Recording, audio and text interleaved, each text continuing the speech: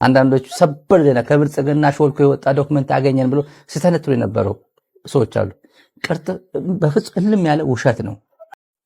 እንዲህ አይነት አደገኛ የጦርነት ፖሊሲና የተዛባ ዘረኝነትን ይዞ ያንን የትግራይን ህዝብ ለእሳት እየማገደ ከሌላው ወንድሞቹና ወገኖቹ ጋር የሚያዋጋውን መቼ ደግሞ ተቧድነው የሚሰዳደቡና የወደፊት ሊቀመንበር ለመሾም የራሳቸውን ወንድምና ጓደኛ ስም የሚያጠፉ አዳዲስ ነገሮች ተመስርተዋል አይደል? ሁለተኛውና አደገኛ ያልኩት ግን እዚህ የትግል አውድ ውስጥ ያሉ ግን ፈጽሞ የዓላማ ልዩነት ያላቸው መሰረታዊ ዓላማ ልዩነት አላቸው። በአማራ ኪሳራ ላይ ሰፈር መገንባት የሚፈልጉ የአማራ ትግል እየጎለበተ በመጣ ቁጥር ጭንቀትና መጠበብ ውስጥ የሚገቡ አሁን አፋብን እንዲህ አይነቱ ጥንቅጥ ውስጥ ነው። በውስጥ የሚደረጉ ትግሎች ሰቅዘው የያዙት ሚዲያ ፈልገው መተንፈሻ አስሰው ሲያገኙ መሪያቸውን ለማብጠልጠል የሚጠቀሙበት ነገ ሌላኛውን ባለተራ ለማንገስ የሚሯሯጡበት ትግል የተፋፋመበት ቡድን ሆኗል። አፋብን የዚህ ቡድን መሪ የሆነው ዘመነ ካሴ እንደተለመደው ጥልቅ ዝምታ ውስጥ ነው። ድንገት ሲባንን ብቻ ብድግ እያለ በተመሾሩ አበባማ ቃላት የተጌጠ ንግግር ሲያደርግ አሊያም ደብዳቤ ሲጽፍ ብቻ ነው የምናውቀው። እናም አሁን በቅርቡ ይሄው የአፋብን መሪ ዘመነ ካሴ ለአፍሪካ ህብረት ደብዳቤ ጽፏል አሉ። በደብዳቤው ላይም እኛ ጦረኞች አይደለንም የሚል ቅስቀሳ ሲያደርግም ነበረ። ደብዳቤ ይዘት ጋር ተመሳሳይነት ያለው ለፕሬዝደንቱ የእንኳን ደስ አላችሁ መልእክት እንደ ሜን ታይም ግን አሁን ያለው ቀጠናዊ ፖለቲካ ውጣ ውረዱ እየበዛ አደጋውም ከጊዜ ወደ ጊዜ እየጨመረ በመምጣቱ ምክንያት በዚህ ቀጠና ህብረቱ ቀጠናዊ መረጋጋት እንዲፈጠር ለሚያደርገው ማናቸውም እንቅስቃሴ ኮኦፕሬቲቭ ነን፣ ተባባሪ ነን የሚል መልእክት ያለው አንድ። ሁለተኛ በጦርነት እንቅስቃሴ ውስጥ መቆየት ያስፈለገው አስገዳጅ በሆነ ሁኔታ ጦርነት ውስጥ እንድንቆይ ስለተገደድን ነው እንጂ ከጦረኛ ባህሪያችን የሚቀዳ አይደለም። አብይ አህመድ ከጦረኛ ፖሊሲ በሚቀዳ ጦረኝነት ነው ጦርነትን በፖሊሲ ደረጃ ይዞ ነው የሚያራምደው። እኛ ግን ነው የሚለው አርበኛ ዘመነ፣ እኛ ግን በጦርነት ውስጥ እንድንቆይ የሆነው ህዝባችን በገጠመው የህልውና አደጋ ምክንያት ነው። ህዝባችን ከህልውና አደጋ እስከወጣ ድረስ ጦርነትን እንደ ፖሊሲ የምናራምድ ስለሆንን አይደለም ነው የሚለው። አሁን እንደዚህ አይነት እሳቤዎች፣ ሐሳቦች፣ መልእክቶች በሚኖሩ ጊዜ ፖለቲካው ላይ መነጋገሪያ መሆናቸው አይቀርም። አንዳንድ አካላት ደብዳቤውን ቀና በሆነው እይታ በማየት ለደብዳቤው ድጋፋቸውን፣ ለሐሳቡ ማክብሮታቸውን እየገለጹ ነው። ሌሎች ደግሞ ጉዳዩን በጥርጣሬያቸው ላይ የበለጠ ጥርጣሬያቸውን የሚያሳድግ ሌላ ነገር እንደተፈጠረ አድርገው ወስደው ስጋታቸውን እየገለጹ ነው ያሉት። ስጋት ያላቸው አካላት ለማንኛውም ነገር ዝግጁ ነን፣ አሳታፊ ለሆነ ውይይት ዝግጁ ነን ወዘተረፈ የሚለው በቀጥታ የአፋብን እንቅስቃሴ ወደ ድርድር ወንበር ይዤው ልመጣ ፈልጋለሁ የሚል የድርድር ጥያቄ አድርጎ ወስደውታል።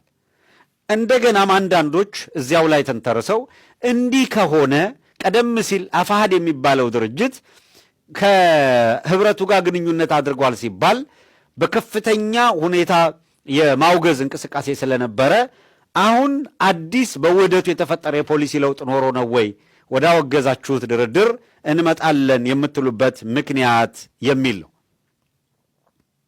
እነዚህን ክርክሮች ጤናማ አድርገን እንውሰዳቸውና ማንኛውም አካል ፍላጎቱን፣ ሐሳቡን፣ ምልከታውን ማንሳቱን እንደ ጤናማ ነገር መወሰድ አለበት ሁልጊዜም። አሁን በደጋፊዎች ዘንድ አንዳንዶቹ ለምን ፈጽሞ ጥያቄም ቢኖራችሁ እንዴት እንዲህ ብላችሁ ጥያቄ ታነሳላችሁ?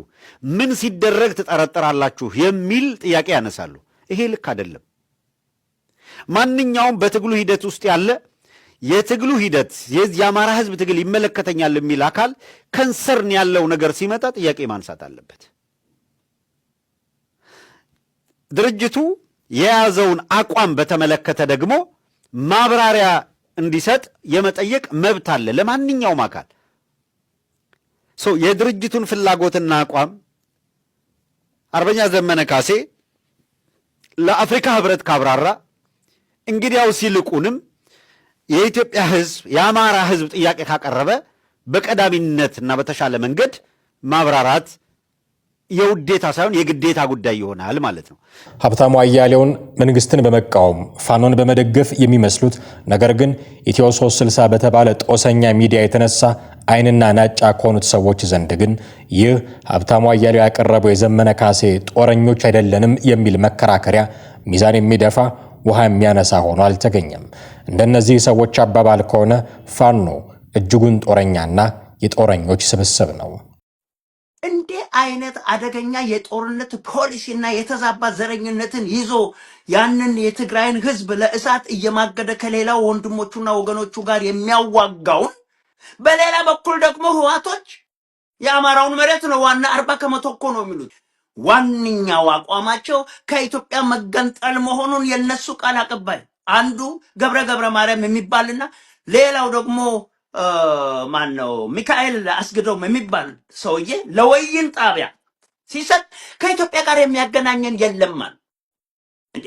ታዲያ የፋኖ ትብብር ትግራይን አስገንጥሎ የአማራን መሬት ለህዋቶች ሰጥቶ በአማራው ህልውና ላይ ምን ሊያደርግ ፈልጎ ነው የሚለውን ጥያቄ እንደገና እንዲንቃጨል ያደርጋል። ምን ሊያደርግ ነው የሚተባበረው?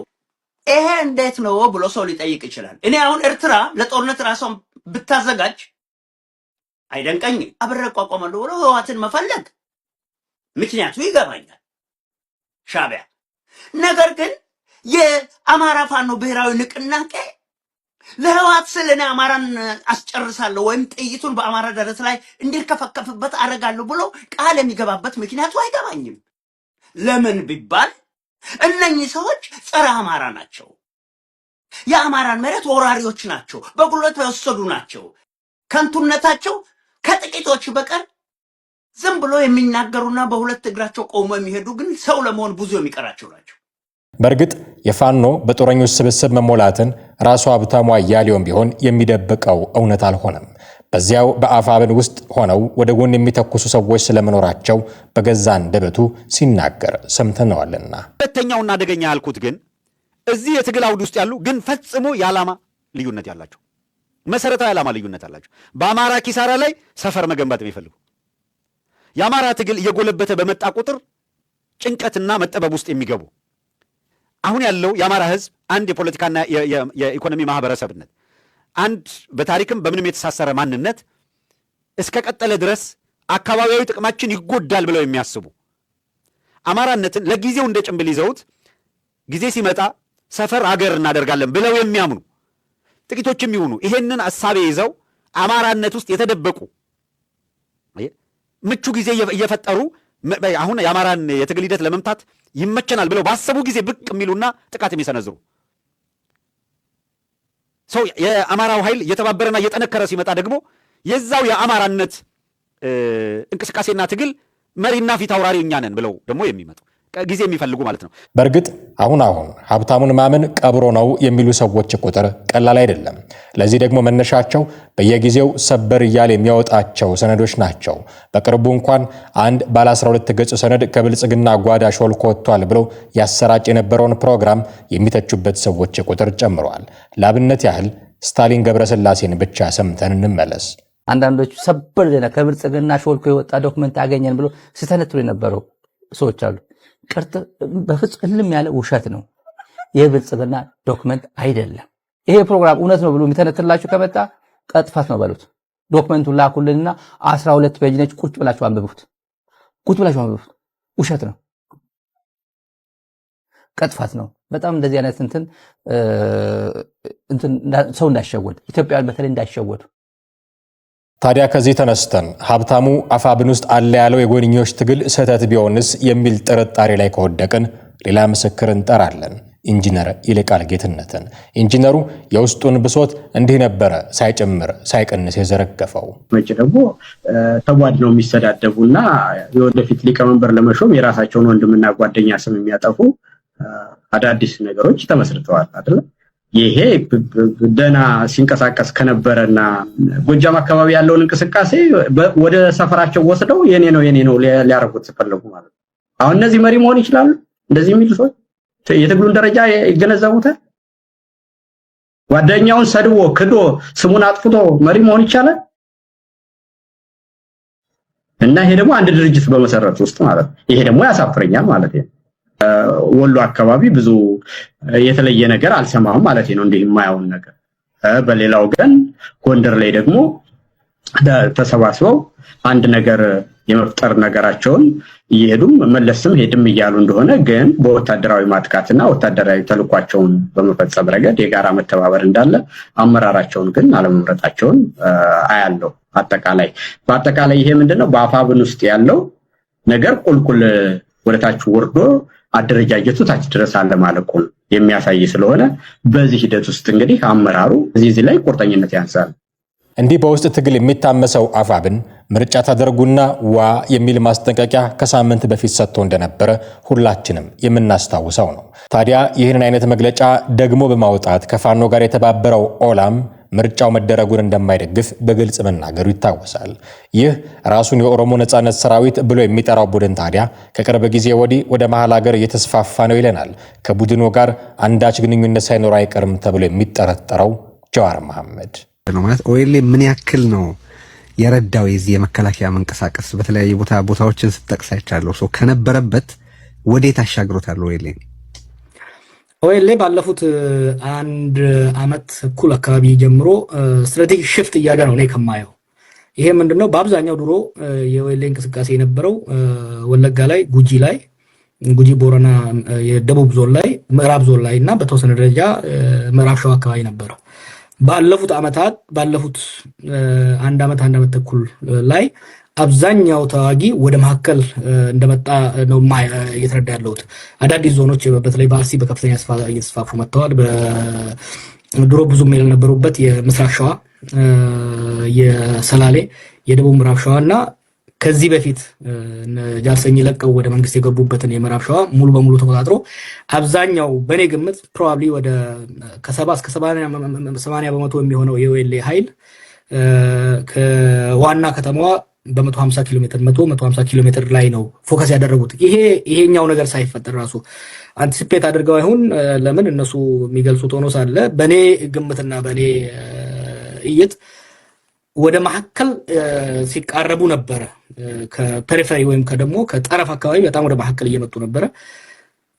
አሁን በሰሜኑ ጦርነት ዝግጅት ደግሞ እድል ፈጠረላቸው። ምክንያቱም መከላከያ በአብዛኛው ከዋና ተቋማት ውጪ እና ከተወሰኑ ከተሞች ውጪ ለቆ ወደ ሰሜን መሄዱ በሚሊሻ ኃይል ወደ 200,000 ሚሊሻ ነው እና ሽመልስ ያሰለጠኑት።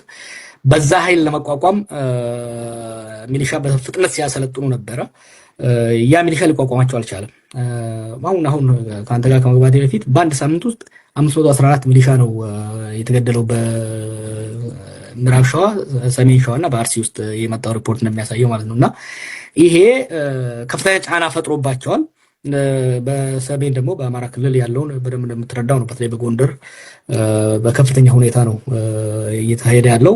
ያን አትሊስት የኦሮሚያውን ነው ትንሽ የሚክዱት እንጂ የአማራ ክልሉን አሁን አክሴፕት አድርገዋል አብዛኞቹ የአማራ ክልል የአማራ ክልል ብልጽግና ሹማምንቶች ባህር ዳር፣ ጎንደር ዋና ከተሞች ላይ ነው እየተወዳደሩ ያሉት ለምርጫ ራሱና ግልጽ ይመስለኛል ማለት ነው።